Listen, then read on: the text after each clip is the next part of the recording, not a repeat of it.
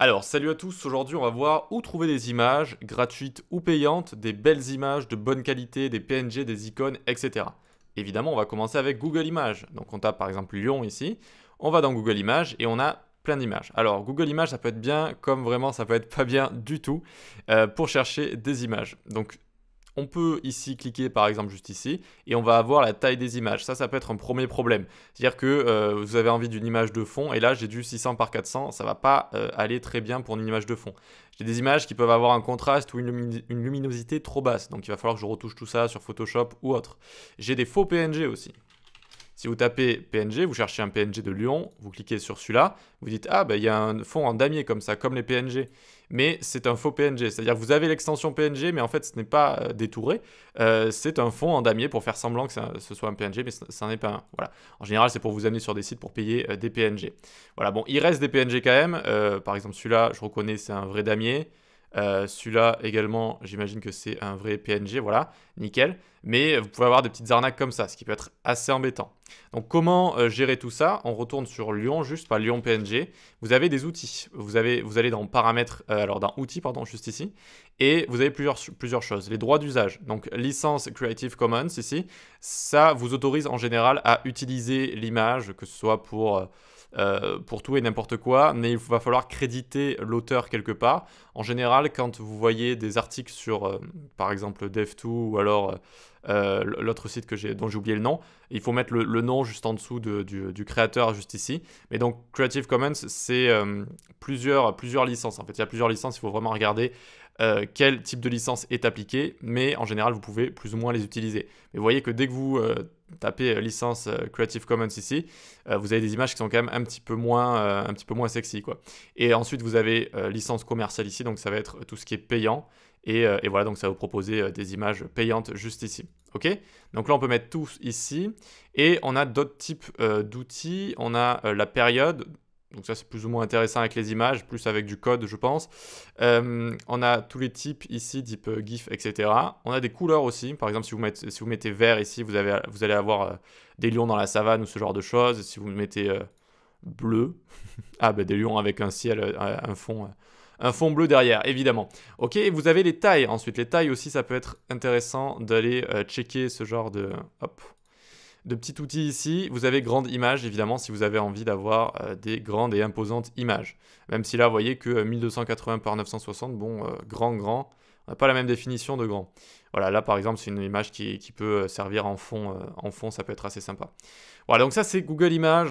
Il faut faire attention, notamment pour les PNG, etc. Ça peut être assez compliqué de trouver des images. Donc, où trouver des images? Je vais vous montrer pour l'instant gratuites et en grande qualité et assez intéressantes. On a Unsplash. Unsplash, un site que j'utilise beaucoup pour les cours ou pour les sites, etc. Eh bien, vous allez taper par exemple Landscape ici. Et vous allez tomber sur de la nature, etc. avec de belles images ici. Et surtout, quand vous cliquez dessus, vous allez pouvoir cliquer ici sur la petite icône et avoir small, medium et large. Large ici. Ou large, je dirais. Et vous avez même la taille originale ou originelle, et qui fait 7360 par 4912. D'accord? Donc là, vous avez vraiment ce qu'on appelle une grande image. Alors faites très attention, hein, c'est très lourd une image comme ça, et donc il faut vraiment compresser tout ça et ou l'adapter au placeholder, donc là où on a envie de l'intégrer sur notre site. Hein. Faites attention quand même. Mais c'était pour vous dire que vous pouvez vraiment avoir petit, médium, large, et vraiment très grand aussi, ce qui est très intéressant avec ce genre de site. Voilà, donc c'est sympa, mais c'est gratuit, donc vous n'allez pas être le seul à l'utiliser. Il va y avoir beaucoup de sites qui vont utiliser ce genre d'image, donc c'est un peu le côté négatif, ça, d'accord? Bon, même si vous n'allez pas forcément tomber tout le temps sur les mêmes images, mais c'est possible qu'en visitant le web, vous allez dire « Ah oui, cette image, je m'en souviens, je l'ai déjà vue quelque part. » Voilà. Donc vous avez ça, vous avez d'autres sites, je me suis mis les URL à côté, histoire de ne pas les taper.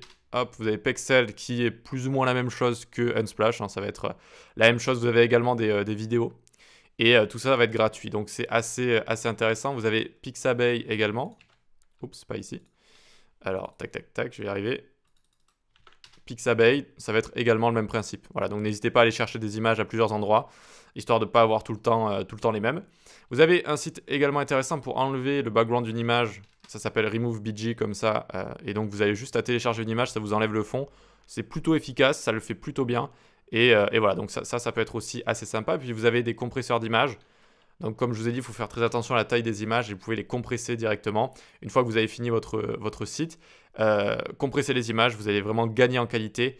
Et voilà, c'est très très important. Donc vous avez OptimiZilla ici, mais vous avez aussi, vous tapez juste image compressor online comme ça, tac, et vous allez avoir plein de sites. Et vous n'avez qu'à les tester pour voir l'image l'outil qui va le mieux compresser vos images. D'accord? Donc vous en avez plein de différents ici. Ok, donc ça c'est pour les images, j'ai envie de dire JPEG, les vidéos, mais on peut avoir également envie d'avoir des icônes. Et pour ça, il y en a un que j'aime beaucoup qui est Flat Icon. Flat Icon comme ça, et vous allez avoir accès à plein d'icônes. Par exemple, ici vous tapez menu comme ça, et vous allez avoir des icônes de menu. Voilà, donc il y a un côté premium, mais en général, le côté gratuit est quand même très efficace. Et vous avez PNG et SVG comme ça. D'accord? Donc ça aussi, ça peut être très intéressant. Il y a un peu de pub, etc. On verra Adobe Stock à la fin. Mais c'est un très bon site. Flat Icon, c'est un très bon site. Vous avez des packs également. Et donc notamment, il y en a un qui m'a été demandé quand je l'avais utilisé. C'est le pack Food. Et vous avez des sortes de food asiatiques, japonaises. Ah, je sais plus où c'est, tiens. Eh bien, ce n'est plus en première page. Mais je l'avais trouvé ici, ces petites icônes que j'avais utilisées. Vous avez également Font Awesome pour les icônes. C'est un petit peu dans le même style, mais c'est justement un style de design un peu différent. Donc ça peut être sympa aussi. Donc Cross, par exemple, si vous avez envie d'une croix pour fermer un menu, hop, vous allez cliquer ici.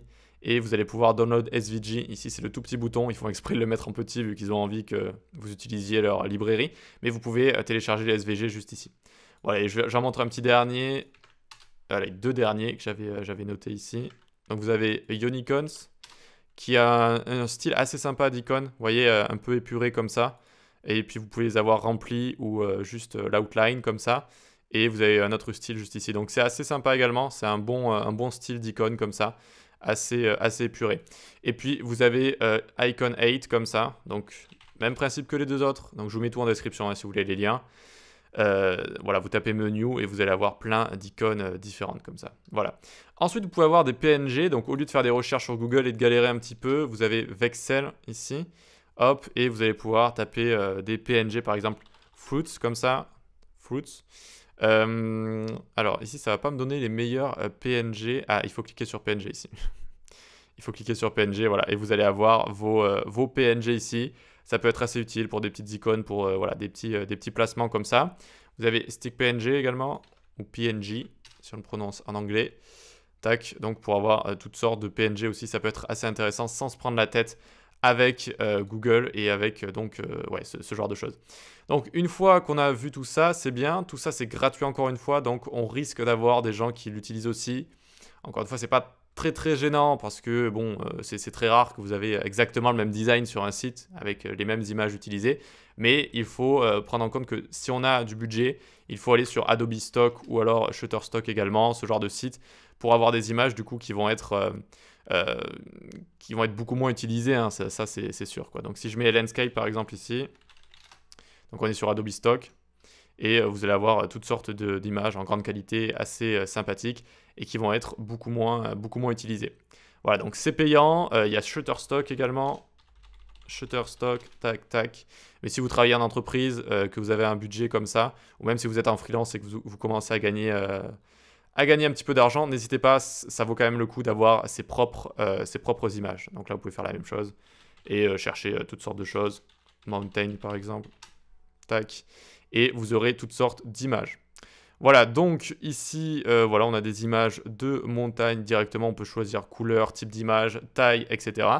Et c'est tout pour cette vidéo. Je vous mets tous les liens des sites en description. N'hésitez pas à vous faire un petit dossier sur Chrome ou sur Mozilla ou sur votre navigateur, ou à côté, même si vous avez un petit dossier que vous avez envie de vous appeler ressources sur votre PC ou sur votre Mac, et allez piocher dedans comme ça directement, ça vous évite d'oublier ces sites. Faites-vous un petit dossier comme ça, c'est quand même assez utile. Allez, on se dit à la prochaine, likez, abonnez-vous, venez sur Discord, la newsletter, suivez mes cours, et puis à bientôt, ciao.